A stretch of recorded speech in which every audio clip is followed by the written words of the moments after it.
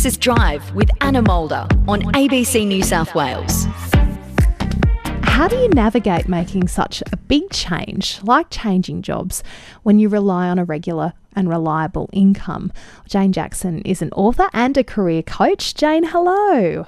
Hello, Anna. Thank you so much for having me on. Oh, well, you are a guru in this space, so we couldn't think of anyone better. But how on earth do you know it's time to change what you do for work?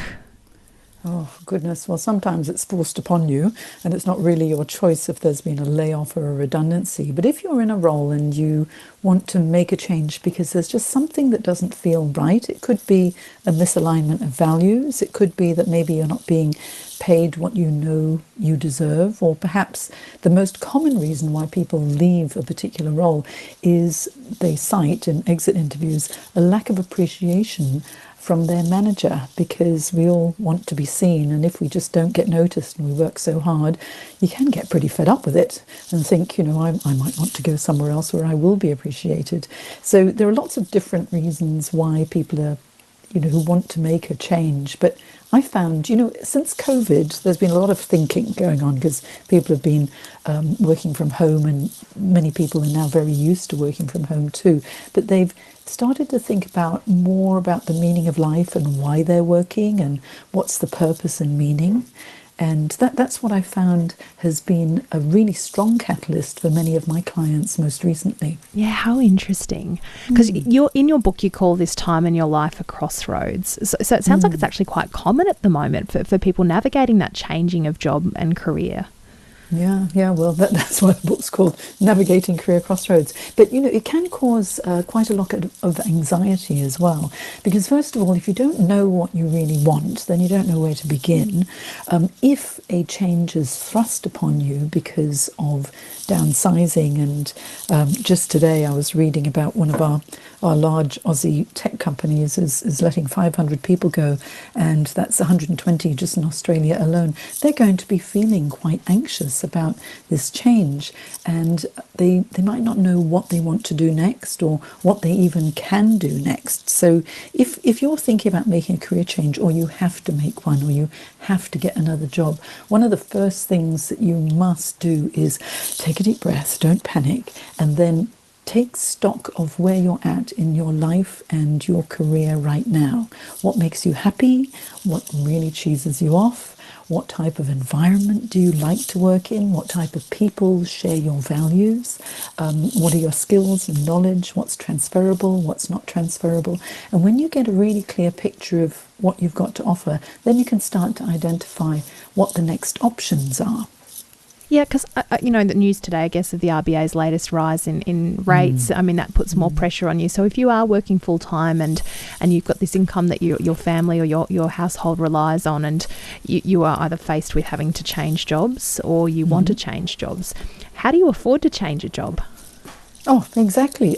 Honestly, with the interest rates rising constantly, there have been 10 rate rises recently, and I know so many people are starting to panic because, you've got to pay the mortgage. And if it's bad enough that you have to pay the mortgage and you're earning, a certain fixed amount, but then when that income is not coming in already, you need to really get back on your feet quite quickly.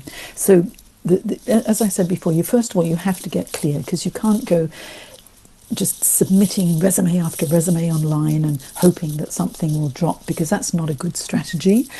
It's first of all is identify what you would like to do and what you can do. If money is an issue and you must have that income coming in, and that is the case for most people, then you might want to take on a role that might not be the perfect role initially, but it will get you back into the workforce, and then you can continue to explore. But one of the best ways to land yourself to the next role is to identify what you do really well and what you actually enjoy doing. Because when you talk about something that you're passionate about because you enjoy it, and you have high competence in that particular skill, then when you're interviewing, the passion actually comes across and you're able to sell yourself a lot more strongly, especially if you've got lots of good examples of how those skill sets made a positive difference for the companies where you've worked before. And it's that proof in the pudding, the actual tangible results that you've got, whether it's maybe you've been good at sales and so you've increased your territory, improved profits, or if you're someone who organizes really well, you're able to streamline processes and mitigate risk or reduce costs. That's a tangible result as well. So really think about what you've done that has benefited the company. How did you do it? And then how would you talk about that in your resume as well as in job interviews? We're talking with Jane Jackson, who's an author but also career coach. Matthew's called in from Bateman's Bay to share his experience. Hi, Matthew. Hi, how are you? I'm well. What's been your experience in changing careers? I've changed jobs, I think, from the ages of 18, and I'm 50, and I'm still changing jobs. Not that I get bored, but I like to just see what else is out there and get myself out of my comfort zones. Like I was in Griffith 5 months ago, with Australia Post. A job came up, went for the job, got the job. Next minute, 2 weeks later, I'm moved to the South Coast. I'm in Bateman's Bay, Narooma, delivering mail. Wow. So that opportunity came from your initial job? Say again? So that you to go to the South Coast, did that opportunity come from you getting that initial job? Yes, yeah, definitely. I mean, before that, I used to own a gym. With COVID and stuff, it sort of went down a little bit. And just you've got to make a decision, I think, and stick with it and give it 100% of that next decision that you're going to make. I think that's the key to it. That's from my experience. You don't do those sort of things half-hearted. Yeah. Did you have uncertainty then around how you would get your next income, Matthew, when you were making that change from having a business? No, never. I've always landed on my feet. I've always sort of gone out and got whatever I wanted, really. I think with people, if you get stuck on the back foot and you start stressing, I think it can work against you. But if you put positive key points in place and just work through it, trust the process, and things always seem to happen. I've always been in a job. I travelled around Australia for 8 years and did whitewater rafting, worked up off the islands of New Guinea, on building the council offices, and you just put yourself out there and things happen. Good on you, Matthew. I'm glad you've had such a great experience. Thanks for sharing it. No worries, all the best. Good on you. Matthew, now in Bateman's Bay, but who knows where he might be next as we talk with Jane Jackson, who's a career coach. I reckon there must be also, if you're not as sort of commonly changing jobs as Matthew speaks of there, Jane, it can actually be quite a scary prospect of changing careers and changing workplaces, can't it? It must be sort of quite an emotional thing to have to go through. Yes, it is for so many people. But what I loved hearing from Matthew was that he had such a positive outlook, and what he really demonstrated was a willingness to adapt, to give things a go, and also leverage his existing skills. Because he owned a gym, he would have very good business skills and marketing skills and sales skills, as well as being able to communicate with people. And then now, working for Australia Post, he's also using his communication skills, and he must be pretty fit to be getting out and about. But just that attitude is what really can tip the balance for so many people. But when you're feeling anxious and you think, oh dear, how am I going to make this career change, then it's helpful to not bottle it all in, because you need to manage your stress levels in order to be able to project that confidence and self-belief. So to find someone who believes in you, to talk about it first, and even just go through a series of simple exercises to identify, hey, what can I do? What am I good at? What industries interest me? Why do those industries interest me? What type of jobs am I curious about as well? And find out as much as you can about different roles. Have a look at the job descriptions that you might find on Seek or Career One or any of the job boards, and then see which ones keep popping out at you because you're kind of interested in them. What you'll find is if you look at enough job descriptions, there'll be certain skill sets that jump out at you because you think, oh, I'd like to learn that, or oh, I'm pretty good at that as well.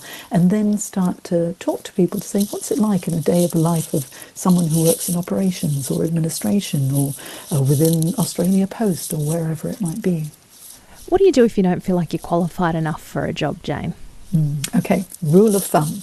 A lot of people think that they can only apply for a job if they meet all of that 100% of the criteria that's in the job description. What's quite funny is studies have shown is that men, I don't like to put this difference, but it's just statistics that I'm mentioning here, is that men tend to throw their hat in the ring and think, oh, I'll give it a go and see what happens, whereas women tend to wait until they have about 80, 90, 95% of the criteria before they'll even apply. So I would say, give it as a rule of thumb, if what they're looking for in a job description is not 100% what you offer, look at what the must-haves are, because that's not negotiable. If you need a driver's license, then obviously you need a driver's license. But there are some things that are nice to have, like a certain skill set. But if you think, okay, I don't meet that, but I meet all the essentials, put your hat in the ring, because it's a little bit like having, when you were a kid and you had a Christmas wish list and you had all those presents that you wanted and you were hoping you'd get 100% of them. Well, if you probably got 10%, you'd probably be happy, right? But in a job application, if you meet about 60%, you might be the best applicant, even though you're not 100% perfect. So don't hold yourself back from giving it a go, because as long as you follow the process to apply, and I don't mean click apply and hope for the best, there are certain steps you must take before you actually apply, then you'll give yourself the best possible chance for success. Well, it's certainly been, I think, quite an inspirational conversation in this space when people are feeling uncertain at the moment around, how the money's going to keep coming in as things tighten again. Let's stay in touch, Jane Jackson. We'd love to catch up again. Oh, thank you so much, Anna. It's if there's anything you need about careers, I'm very happy to provide some suggestions that will help. Well, we'll keep you on speed dial, that is for sure. Thanks, Jane. Thank you. Bye now. See you, Jane Jackson, an author and career coach. You can see more of her work online at janejacksoncoach.com, but her book is called Navigating Career Crossroads, How to Thrive When Changing Direction. And if you'd like to share your experience too around changing career, changing jobs, did you find it as easy as Matthew when he was sharing his experience earlier? 1300 648 222 and on the text 0467 922 684. ABC Radio